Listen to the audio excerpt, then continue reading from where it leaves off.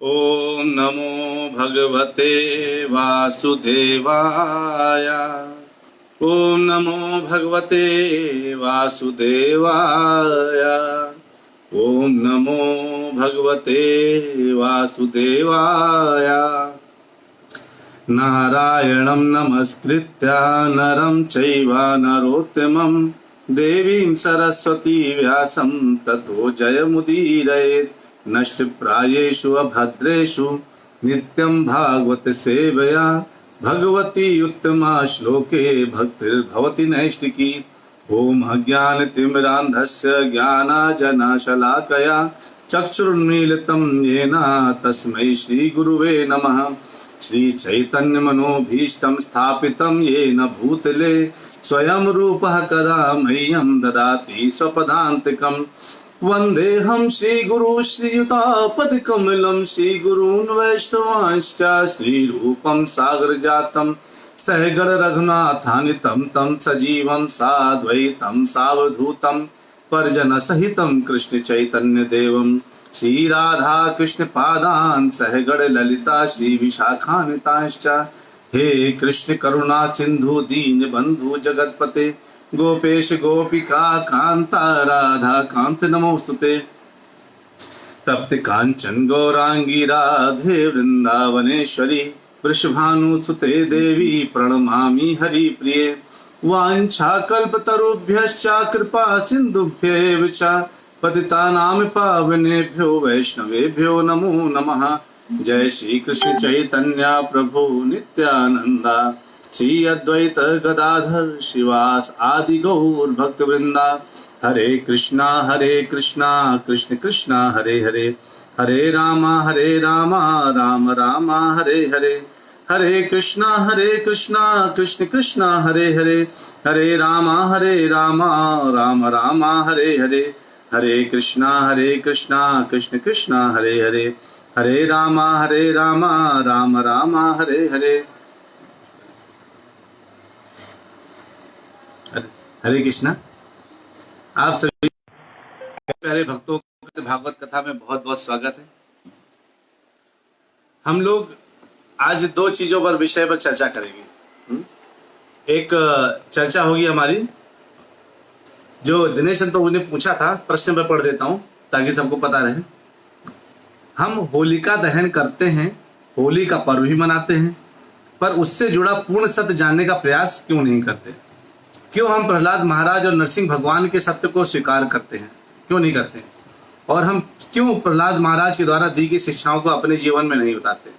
सत्य को पूर्ण रूप से स्वीकार करना इतना कठिन क्यों है सबके लिए? बहुत उत्तम प्रश्न है प्रभु जी आपका ये। तो आपने पूछा है, जो लास्ट लाइन है वो है कि सत्य को पूर्ण स्वीकार करना। तो आपने जितना ऊपर बोला है वो एक्चुअली सत्य के बारे में बोला है कि हम होलिका दहन तो करते हैं लेकिन और होलिका पर्व भी मनाते हैं, लेकिन उससे सत्य का जानने का प्रयास नहीं करते। और हम उनके द्वारा दी गई शिक्षाएं क्या है सत्य के बारे में, यानी भगवान। सत्य क्या है? सत्य है भगवान, है ना। कहते राम नाम सत्य है। अगर कभी घर में बोल दीजिए राम नाम सत्य है तो घर वाले डंडा लेके आ जाएंगे, कहेंगे पागल हो गया, ऐसे शब्द का इस्तेमाल कौन करता है?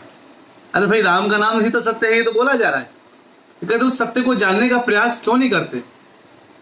ये प्रभु जी ये बहुत अच्छा प्रश्न आपने पूछा है। और भगवान ने इस प्रश्न का उत्तर देने के लिए पूरा 7वां अध्याय बोल डाला है भगवत गीता में।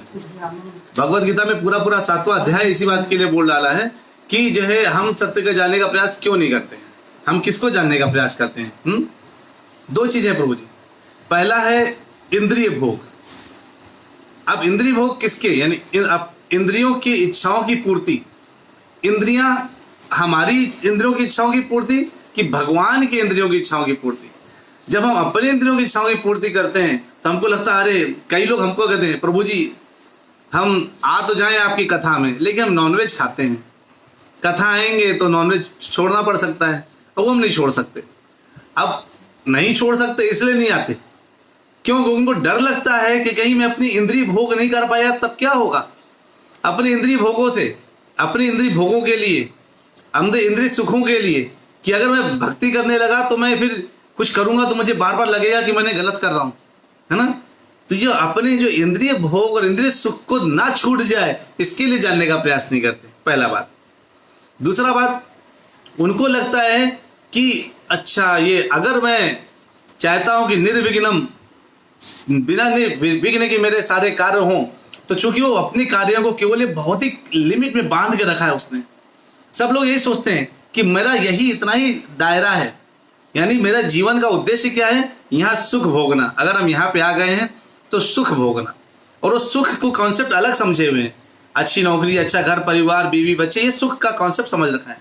इसलिए वो सोचते इतने रेंज में जो कुछ मिल जाए, यानी जो कूप मंडूक होता है ना, कूप मंडूक मतलब कुएं का मेढक, उससे दूसरा मेढक बोलता है कि देखो भाई बाहर पता है ये तो छोटा सा समुद्र है, बाहर बहुत बड़ा समुद्र होता है, ये तो छोटा सा जगह है, बाहर पता है बहुत बड़ा समुद्र है। वो कहता है पागल हो क्या, पूरी दुनिया यही है, देख लो इतनी बड़ी चार दीवारी, ऊपर देखो आसमान है, नीचे पानी है, बस यही जीवन है अपना, इसके आगे कुछ नहीं है। तो जो भौतिक, इस भौतिक प्रकृति में लगातार लिप्त हो गया है, उस लिप्त अवस्था में वो अपने इंद्रिय भोगों और इंद्रिय सुखों के पीछे इतना पड़ गया है कि उसको इस कुएं के बाहर नजर नहीं आता कुछ। अब अगर कोई भक्त आए और आपसे बोले अरे ये सब कुछ नहीं है, इसमें बहुत थोड़ा सुख मिल रहा है जो तुम सुख की सोच रहे हो, और सुख क्या है, ये दुख की कमी है सुख।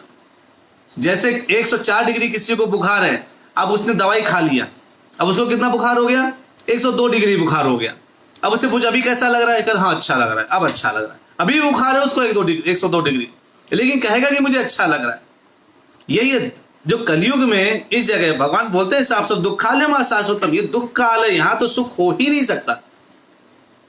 तो दुख है मतलब यानी कम सुख, यानी कम दुख सुख नजर आता है।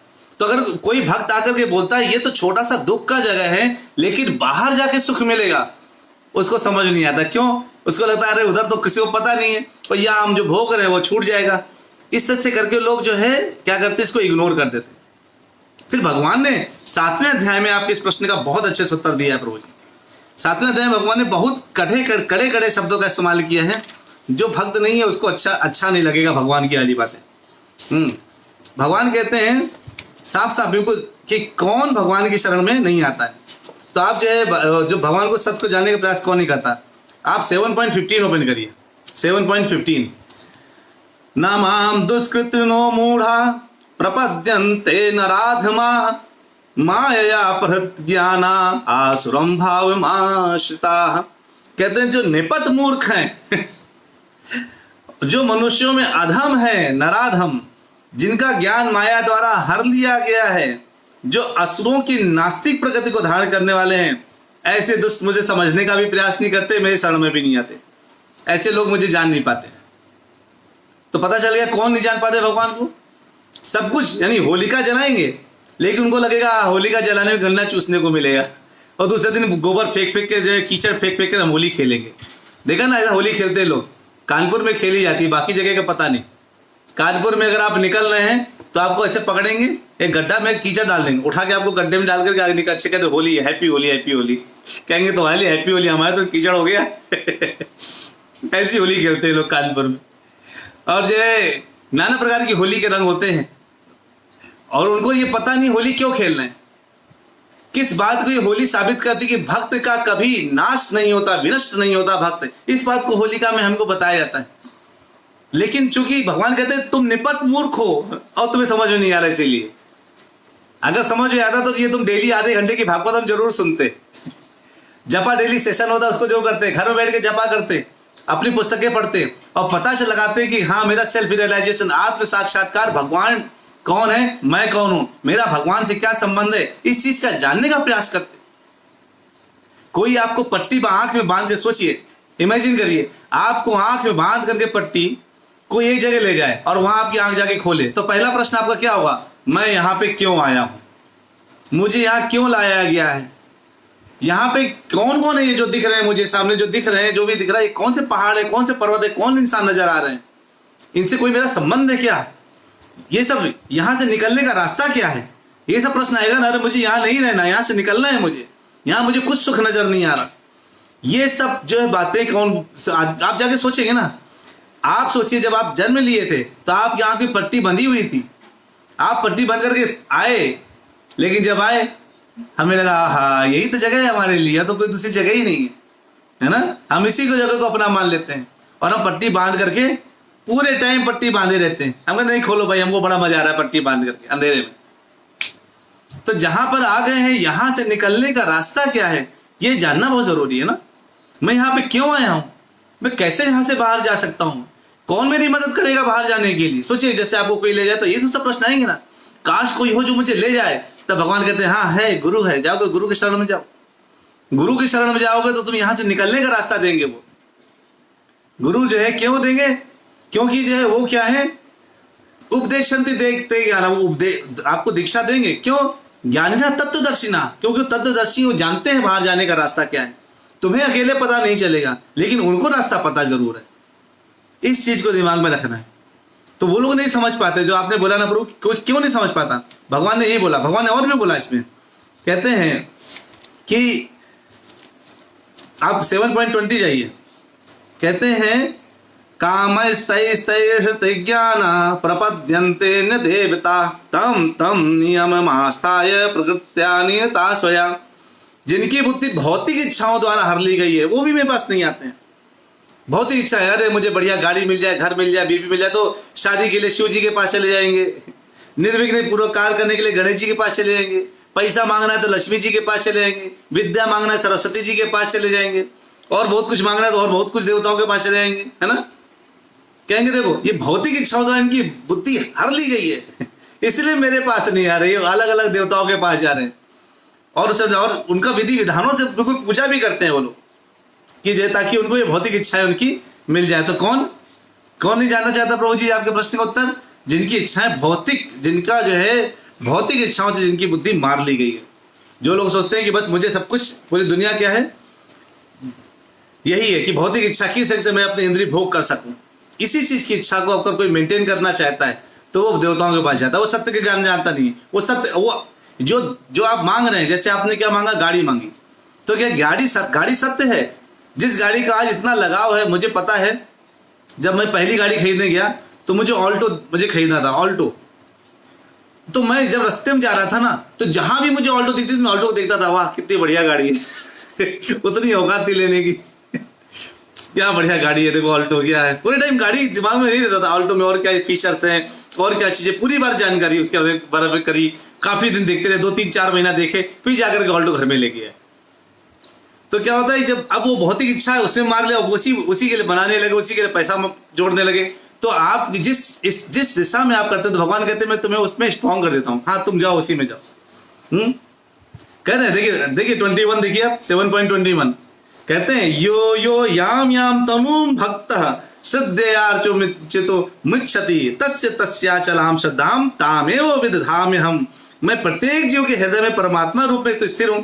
अब उसकी बुद्धि जिस भी देवता की पूजा करने में लग जाती है, मैं कहता हूँ हाँ करो, फायदा है तुम्हारा, फायदा है, कर लो जो चोरी करना चाहता है मुझको कहता हाँ देखो ये टेक्निक से तुम चोरी करोगे तो आराम से चोरी कर पाओगे और अच्छी चोरी होगी तुम्हारी। भगवान ये भी तो मदद करते हैं। तुमको डाका डालना है, हाँ 4-5 आदमी तुम्हें दिलवा भी देंगे, 10-20 बिल्कुल तिलक लगाए हुए बंदूक पकड़े हुए लोग दिख जाएंगे आपको, वो भी दिख जाएंगे लोग। कहने का मतलब है कि आपको हर जगह से लोग नजर आने लगेंगे जो आपके सपोर्ट कर रहे हैं। भगवान जो है पूरी मदद करते हैं, पूरी मदद करते हैं। तो जो है आप जो भी करेंगे भगवान मदद करेंगे। तो भगवान कहते हैं मैं मदद करता हूं, तुम जो है उसको जो है जो भी करोगे, तो जो जिस देवता की पूजा करता है मैं उसकी श्रद्धा उस पर स्थिर कर देता हूं, और ताकि वो उसी देवता की भक्ति कर सके। कहते हैं लेकिन भगवान ये भी कहते हैं कि उस देवता की पूजा करेगा, उसकी बुद्धि भौतिक इच्छा, इसलिए उसको सत्य का ज्ञान नहीं करना वो, लेकिन किसी भी माध्यम से जाए, अगर कोई देवता उसको देता भी है, जैसे मान लीजिए एक कंपनी में, कंपनी का मालिक है, ओनर है, उसके नीचे डायरेक्टर्स हैं, उसके नीचे जो है मैनेजर्स हैं, उसके नीचे एम्प्लॉइज हैं। अब एम्प्लॉय ने कोई काम अच्छा कर दिया तो जो मैनेजर क्या करना चाहता है, उसको कुछ पैसे देना चाहता है, तो पैसे अपनी जेब से तो देगा नहीं, कहाँ से देगा, वो किससे बोलेगा, डायरेक्टर से। डायरेक्टर साहब वो बहुत अच्छा काम कर रहा है, उसको कुछ पैसे देने चाहिए, अच्छा देना चाहिए। तो डायरेक्टर कहेगा भैया मैं अपनी सैलरी से तो ना दूंगा, मैं कहाँ से लाऊंगा, मैं किससे मांगूंगा, मालिक से। तो डायरेक्टर ओनर को बोलता है वो बंदा अच्छा काम कर रहा है, वो मैनेजर ने उसको रिकमेंड किया, देंगे क्या। मैनेजर का तो डॉक्टर कहता दे दो, तो किसने अलाउ किया, फाइनली देने वाला कौन है, ओनर, डायरेक्टर या मैनेजर ने नहीं दिया। उसी ढंग से भगवान कहते हैं स तया श्रद्धया युक्तस्य, कहते हैं युक्त तस्य आराधनम ईहते लभते च तथा कामान मया एव वेतान इहितान। ऐसी श्रद्धा से जो लोग देवता की विशेष पूजा करते भी हैं, अंत में उनको देवता फल भी देते हैं, लेकिन वो मुझसे लेकर वास्तविकता यही है कि मेरे द्वारा ही दिए जाते हैं, उनको कोई अपने हाथ से नहीं देता है। नहीं, तब समझ आया ना ये पूरी श्रृंखला। तो ऐसे लोग सत्य का ज्ञान नहीं करना चाहते प्रभु जी, जो भौतिक इच्छाओं में तृप्त हो गए। तो किनको सत्य का ज्ञान करने का मन करता है? कौन ये भागवत कथा जिनको आनंदित लगती है, भगवान उनके लिए बोलते हैं कि जो है बहुनाम जन्म जमानंते 7.19 देख लीजिए, बहुनाम जन्म नाम सॉरी बहुनाम जन्म नाम अंते ज्ञानवान मां प्रपद्यते वासुदेवा सर्वमिति स महात्मा सुदुर्लभा। अनेक जन्म जन्मांतर के बाद जिसे सचमुच का ज्ञान हो जाता है, वह मुझको समस्त कारण जानकर मेरी शरण में आता है और मुझे जानने का प्रयास करता है। ऐसे लोग दुर्लभ हैं, सुलभ नहीं है। आप सब जैसे लोग जो सुन रहे हैं इस समय कथा में बैठे, दुर्लभ लोग हैं आप लोग। आसान नहीं है ऐसे लोगों को प्राप्त करना, ऐसे लोगों को देखना।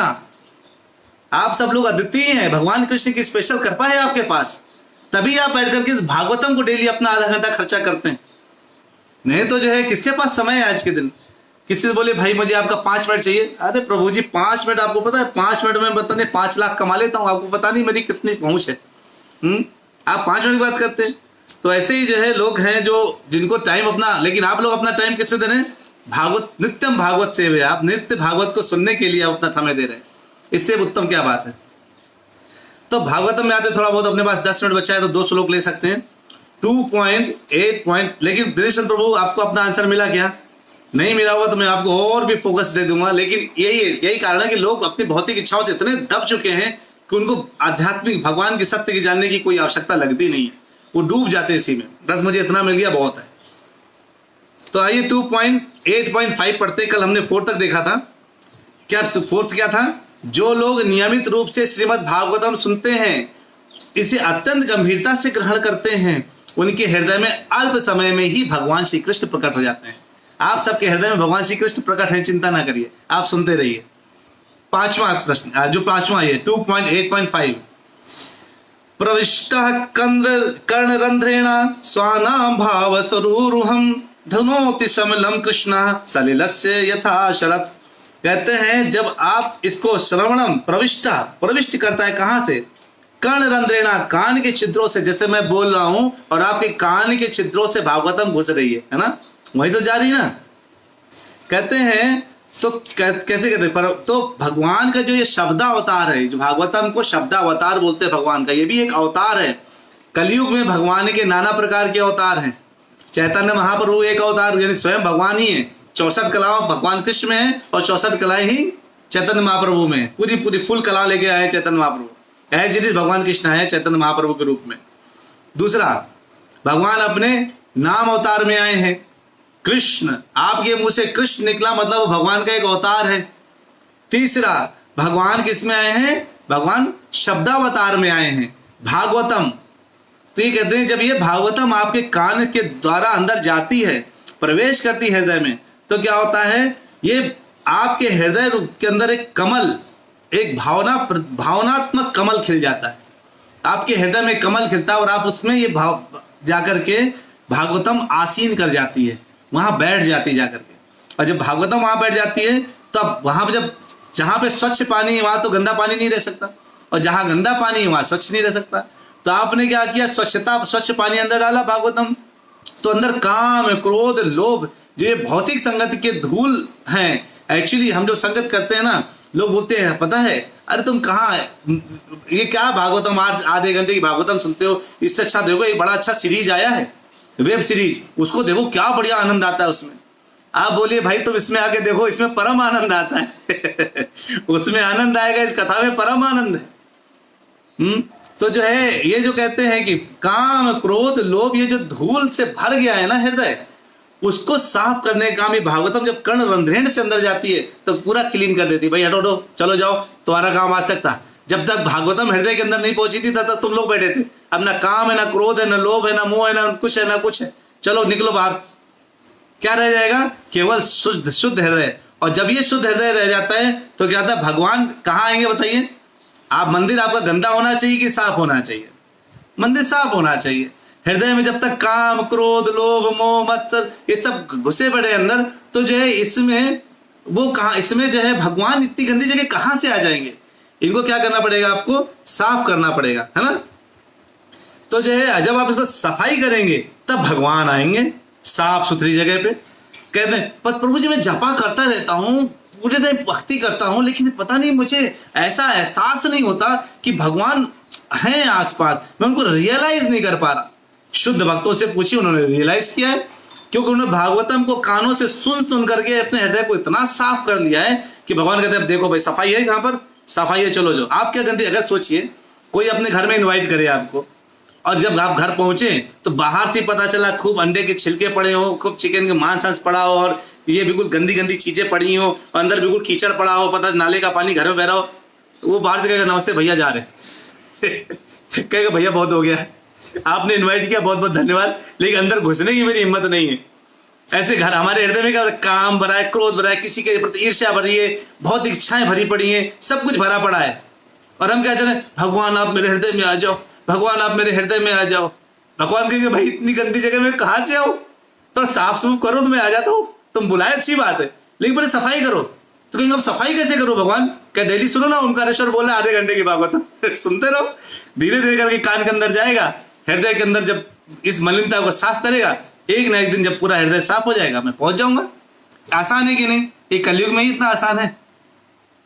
नाम जप करे चेतो दर्पण मार्जनम, चित्त के दर्पण का मार्जम, भव महादावाग्नि निर्वापणम, श्रेयः कैरव चंद्रिका वितरणम, विद्यावधूव जीवनम, आनंदाम्बुधिवर्धिनम, प्रतिपदम पूर्णामृत स्वादिनम, सर्वात्मस्पनम परम विजयते श्री कृष्ण संकीर्तनम। तो श्री कृष्ण का संकीर्तन क्या क्या कार्य करता है, चित्त के दर्पण का मार्जन करता है, आनंद की अमृत यानी आनंद का सागर प्रदान करता है ना, और प्रसन्नता आनंद ही आनंद देता है ना, और हर जगह सफलता देता है। हर जब आप भक्ति के मार्ग में बढ़ते हैं तो आपको सफलताएं मिलती चली जाती हैं। तो भगवान के कृष्ण का नाम लेते रहना चाहिए। तो कहते हैं इस प्रकार ये जैसे तालाब होता है ना, बारिश की जब बहुत बारिश होता है तो तालाब के पानी में हर जगह का पानी आके गंदा कर देता है उसको, लेकिन तभी भगवान ने क्या रखा है, देखिए शीत ऋतु में भी थोड़ी बारिश करते हैं, ठंडी के समय में बारिश होती है, आपने देखा होगा। उस बारिश का कारण पता है आपको क्या है, एक वर्षा ऋतु में बारिश होती है जब हर जगह का पानी मिट्टी भर के तालाब में घुस जाता है, लेकिन जो शीत ऋतु का पानी होता है ना, वो ऐसा पानी बरसता है, भगवान बरसाते हैं ताकि सारी नदियां तालाब सब कुछ साफ कर देता है वो पानी। जितनी गंदगी जो है बारिश के पानी से होती है, वर्षा ऋतु के पानी से होती है। तो इसी रंग से जो भक्त होता है ना, जब आप भक्ति की संगत करते हैं, एक अच्छा भक्त अगर आपको मिलता है तो आपके हृदय की इतनी मलिनता है वैसे ही साफ करता है, क्योंकि वो शीत ऋतु के समान बारिश करता है। तो कहते हैं छठवां श्लोक 2.8.6 भागवतम, धौतात्मा पुरुषा कृष्ण पाद मूलम न मुच्यति, मुक्त सर्व परिक्लेशः पांथा स्वशरणम यथा।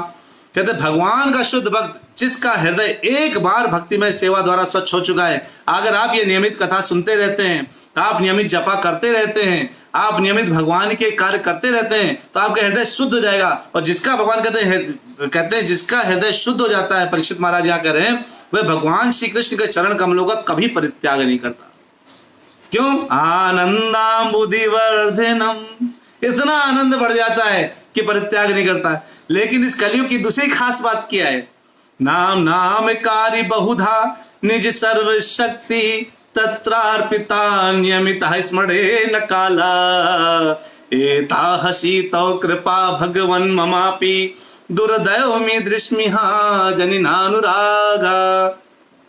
इस कलयुग की दूसरी खास बात क्या है, नाम नामकारी बहुधा, आप कृष्ण अवतार नाम अवतार में आए हैं, आपके नाम में सारी शक्ति है, नाम ही आपका रक्षक है, नाम ही आपका सब कुछ कर सकता है हमारे लिए। लेकिन मैं कितना दुर्दैव दृश्य महाजन, मैं कितना दुर्भाग्यशाली हूं कि मुझे भगवान का नाम लेने में इतना भी अनुराग नहीं आता। मैं सब कुछ गा लूंगा, सब कुछ कह लूंगा, दिन भर बातें करूंगा, मुंह है, लोग हैं तो चकर चकर मुंह तो चलता ही रहेगा, लेकिन सब बातें कर लूंगा, लेकिन बाप का नाम कृष्ण बोलने में इतनी तकलीफ होती है, कृष्ण कैसे मुंह से निकलेगा, इतना दुर्भाग्यशाली हूं, है ना। कहते हैं तो हृदय जो साफ कहते हैं वह भगवान श्री कृष्ण के चरण कमलों का कभी परित्याग नहीं करता। फिर उसको सब कुछ मिट्टी लगने लगता है, धूल धूसरित लगने लगता है, बेकार लगने लगता है, उसको लगता है कि सब ये कितना व्यर्थ है, मैं भी तक मैंने अपना जीवन कितना इसमें वेस्ट कर दिया। एक बार आप 2.60 भगवद गीता का श्लोक ओपन करिए, 2.60। आपको इसमें एक श्लोक के अंदर चीज बताऊंगा, वो श्लोक से अंदर जहां भागवतम जो भगवद गीता का व्याख्या लिखी गई है उसमें भक्त यमुनाचार्य क्या बोलते हैं, आप उनको सुनकर के आप आश्चर्यचकित रह जाएंगे कि भक्त ऐसे हो जाते हैं। जब भक्त का हृदय पूरा शुद्ध हो जाता है, पूरा साफ हो जाता है, यद वधि मम चेतः कृष्ण पदारविंदे नव नव रसधा सधा मन्युधतम रंतुमासीत तद्वधीवत नारी संग में स मरियम अमाने भवति मुख विकारा सुष्ठु निष्ठीवनम चा। जब से मेरा मन भगवान श्री कृष्ण के चरणारविंद में यानी चरण में लग गया है, कि सेवा में लग गया है, भगवान कृष्ण के चरणों की सेवा में जब से लग गया है, तब से क्या हो गया है, और जब से मैं नित्य नौ दिव्य रस का अनुभव करता हूं। कहते हैं यही बोला ना परीक्षित महाराज ने कि भगवान का कभी परित्याग नहीं करता चरणों का। क्यों? क्योंकि दिव्य रस की अनुभूति होती है, परम आनंद की अनुभूति होती है, उसके अलावा उसको कुछ पसंद नहीं आता, परम आनंद की अनुभूति करता है वो। और कहते हैं तब से स्त्री प्रसंग का विचार आते ही मेरा मन उधर से फिर जाता है। अरे इस मतलब लोग कहते हैं ना सबसे महत्व सबसे आनंददायी चीज स्त्री संग, कहते हैं वहां से भी मेरा मन हट जाता है। और कहते हैं मैं वैसे विचार को थू करता हूँ, अरे क्या कहाँ था मैं, और क्या भगवान के नाम में कितनी शक्ति है, कितना आनंद है। आनंद नाम बुद्धि वर्धनम, आनंद के सागर की वर्धनम होता है ना। इस चीज को कहते हैं। तो ये इस भक्त के अंदर ये भी कहते हैं कि जो भक्त आता है तो उसको फिर भौतिक इच्छाओं से के प्रति थू करता है। कैसे लोग इसको करते हैं, कहते हैं ना जो साधु छोड़ता है वो जो भक्त छोड़ता है वो भुक्त यूज करता है ना। भक्त ने क्या छोड़ दिया, काम क्रोध ये सब छोड़ दिया, भौतिक इच्छाएं छोड़ दी, और जो भुक्त यानी जो इन भौतिक इच्छाओं को प्राप्त करना चाहता है वो भुक्ति कहलाता है, वो जो उनको प्राप्त करता रहता है। तो यानी साधु की छोड़ी गई चीज क्या होता है, अभक्त यानी भौतिक इच्छाओं से लिप्त व्यक्ति उनको ग्रहण करना चाहता है। तो कहते हैं इसमें कि क्योंकि उसे भगवान वैसे ही परम तुष्ट देते हैं जैसे कष्टकारी यात्रा के पश्चात पति को घर में प्राप्त होता है। जैसे लोग घर से बाहर जाते हैं, कमाने के लिए जाते हैं, बहुत इधर उधर जाते हैं, लेकिन जब वो पूर्ण रूप से भगवान के चरण को पकड़ के बैठ जाता है, बस कृष्ण मेरा तुम्हारे सिवा कोई नहीं, मेरा कोई नहीं बिन तेरे नंदलाल सवरिया मेरे, जब ये भाव आता है, जब चरण पकड़ के बैठ जाता है भक्त, तो क्या होता है, उसको कहीं जाने की इच्छा नहीं होती, कहीं छोड़ने की इच्छा नहीं होती। वो उसको इससे बड़ा आनंद कहीं आता ही नहीं। कहता मुझे डिस्टर्ब मत करो, मैं ऐसे ही सही हूँ ना। उसको अच्छे कपड़े, जैसा कपड़ा पहना है, जैसा खाने को मिल जा रहा है, जैसा पीने को मिल जा रहा है, वैसे ही बना रहता है, उसको कुछ प्राप्त नहीं है। कहता न धनम न जनम न सुंदरीम कविताम वा जगदीश काम मम जन्मनि जन्मनीश्वरे भवतार भक्ति रहत की त्वयि। ना मुझे धन चाहिए, ना लोग चाहिए, ना कोई कामना है, ना कोई इच्छा है, ना कोई मेरी तारीफ करे, बस मुझे क्या चाहिए, जन्म जन्मांतर मैं केवल तुम्हारी भक्ति करता रहा हूं, हे कृष्ण नंदन, हे कृष्ण। तो कहते हैं मैं जो है मैं क्या चाहता हूं, तुम्हारी केवल भक्ति करना चाहता हूं अपने जन्म जन्मांतर तक, है ना। तो ये भाव किसके होते हैं, भक्ति होते हैं। तो अभी हमारे भागवतम सुनने के ये फायदा है कि आपको पूर्ण भक्ति मिलती है, और भक्ति करने की पूर्ण शक्ति मिलती है, और सारे विकारों से मुक्ति मिलती है, आपको भौतिक इच्छाओं से भी मुक्ति मिलती है, और ये जन्म मृत्यु जरा व्याधि के चक्कर में जो फंस गए हैं, ये साइकिल में टक टक टक टक टक बाहर निकलना है, इस साइकिल से भी मुक्ति मिल जाती है ना। और जो है हम जिस भौतिक जो माया ने अपने चंगुल में फंसा रखा है, उस फंसे, आप सोचिए कोई व्यक्ति अगर जेल में चला जाए, दो लोग जेल में गए, मान लीजिए एक जेल में गया, दूसरी जेल में गया, दोनों सेम जेल है, दोनों लोग जेल में गए। एक व्यक्ति अगर ये सोचे कि अब चलो जेल में तो आ गए हैं, अब यहाँ थोड़ा एसी लगवा लेते हैं, बढ़िया आराम से रहने की सुख सुविधा मिल जाए, बढ़िया जेल में पड़े रहेंगे आप कहेंगे मूर्ख है कि होशियार है, आप कहेंगे परम मूर्ख आदमी है। तो और दूसरा व्यक्ति क्या कहता है कि अरे मुझे जेल से बाहर निकालो, मैंने ऐसा कोई काम नहीं किया कि मुझे जेल में रहना चाहिए। वो जेल से बाहर निकलने का प्रयास करता है, वो होशियार है, क्योंकि जो जेल में पड़ा रहना चाहता है और एसी लगवा लो, कूलर लगवा लो, वो ज्यादा होशियार है। आप कहेंगे तो जेल से बाहर निकलना पहला जरूरी काम है ना। तो जेल से बाहर निकलना अगर पहला जरूरी काम है, तो इसका मतलब है कि जेल से बाहर ही निकलना चाहिए ना। तो अगर हम यहाँ पे आ गए हैं समहाउ किसी अपने कर्मों की वजह से, छोड़ दीजिए क्यों आए, क्यों आ गए ना, बीमार हो गए ना, पहुंच गए ना, तो निकलना कैसे है यहाँ से, वो प्लान करना है ना अपना बैठ करके कि निकले कैसे, फंसे थोड़ी ना रहना है कि हाँ चलो अब यहीं पे अपना सुख सुविधा से रहते हैं, जब तक रहेंगे सुख से रहेंगे फिर देखा जाएगा। ऐसा नहीं होता, यहाँ से निकलने का प्रयास करना है और आप सब प्रयास कर रहे हैं, बहुत अच्छा कर रहे हैं। आप सब लोग जो है बिल्कुल नमन के योग्य हैं। आप सबको जो है मैं नमन करता हूँ कि आप लोग भागवतम सुनने के लिए इतने इच्छुक हैं कि डेली नियमित आकर के समय पर आके कथा सुनते हैं। तो चलिए इन्हीं शब्दों के साथ अपना जो है मेरे आधे घंटे खत्म हो गए हैं, अलविराम लेते हैं। अब शनिवार इतवार को गैप रहेगा, सैटरडे संडे मिलेंगे, मंडे को फिर से नए श्लोकों के साथ, नए नए प्रश्न उत्तर अगर किसी ने पूछ लिए उनके साथ, और बढ़िया बढ़िया जो है भगवान के विषय में संबंध में जानने के साथ, ठीक है।